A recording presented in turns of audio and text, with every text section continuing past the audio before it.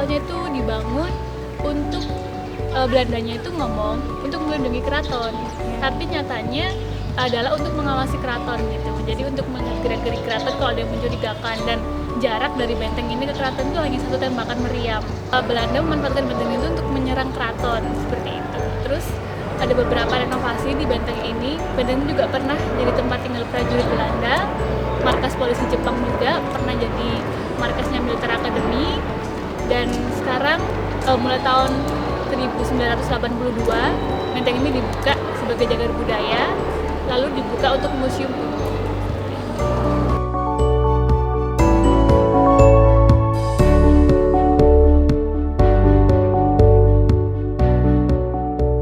Jadi ada 2 ruangan di sebelah sana, gedung C1 itu dulu bekasnya tahanan. Tahanannya ada 2 di sini, tahanan untuk rakyat jelata dan tahanan untuk pemerintah. Yang pemerintah sekarang digunakan sebagai ruang film.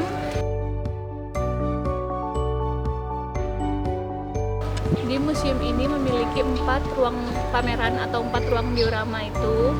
Di dalamnya itu ada banyak koleksi seperti benda realita, benda yang replika juga, terus ada karikatur, lukisan, ada diorama-diorama, ada sekitar 55 diorama yang dibagi ke 4 ruang diorama itu. Ada ruang film, ruang audiovisual, musola, kantin, terus ada ruang pameran, auditorium, seperti itu. Terus kalau di diorama 1 itu menjelaskan tentang perjuangan rakyat Indonesia dari zaman Perang Diponegoro sampai Jepang masuk ke Indonesia tahun 42. Kalau di diorama 2 itu menjelaskan tentang sejarah perjuangan bangsa Indonesia dari tahun 45 sampai 49. Kalau di diorama 3 itu lebih spesifik tahun 48 sampai 49. Dan diorama 4 itu di atas kemerdekaan tahun 1950 sampai presidennya ganti Pak Soeharto itu.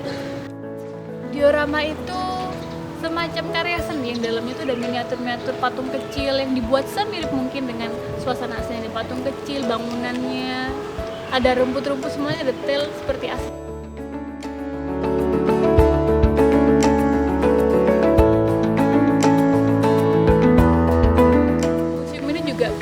Banyak acara seperti dialog, travel dialog, kemudian, dan museum ini tuh sebenarnya ada 2.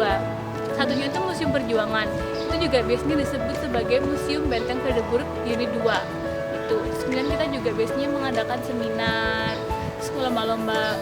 Sekitar 2 minggu yang lalu mungkin kita juga mengadakan lomba marching band untuk anak TK, dan biasanya diadakannya di ruang auditorium, diskusi ilmiah tentang sejarah biasanya.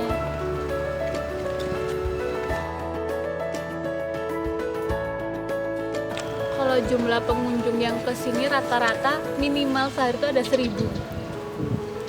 Kalau hari libur itu sekitar 2 kali lipatnya, 2-3 kali lipatnya.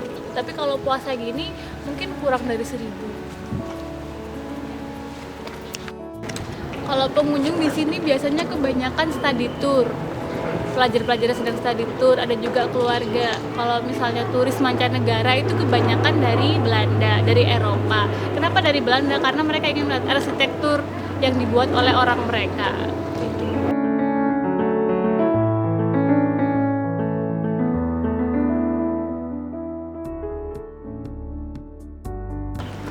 Jadi kenapa sih benteng ini tuh akhirnya dijadikan museum gitu? Karena pada tahun 1949 ibu kota Indonesia kan pernah pindah ke Jogja karena Jakarta nggak aman, pindah ke Jogja. Nah, di Jogja akhirnya banyak sekali peristiwa-peristiwa yang perlu diabadikan gitu. Nah, makanya kenapa Jogja perlu sebuah museum untuk mengabadikan sejarah tahun 40-49 itu.